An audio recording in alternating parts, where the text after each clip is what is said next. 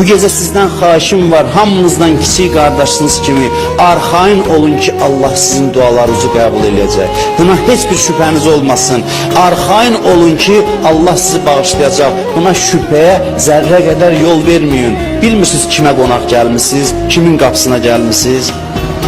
Əmin olun, şeytan nə vadə bu gecə sizə desin ki, birdən səni bağışlamadılar. Bu söz qulağınıza gəldisə bilin şeytanın pıçıltısıdır, şeytanın vəsvəsəsidir, nəfsin vəsvəsəsidir. Şeytan insanı məyus eləyir, deyir sən kimsən ki səni eşitsinlər. Amma Allah belə demir. Allah deyir sən mənim əziz qonağımsan. Necə sən kimsən? Sən mənim sevimli, istəkli qonağımsan. Mənim qapıma gəlmisən, mənim dərgahıma yönəlmisən. Necə mümkündür ki Allah onun dərgahına yönələni əli boş qaytarsın?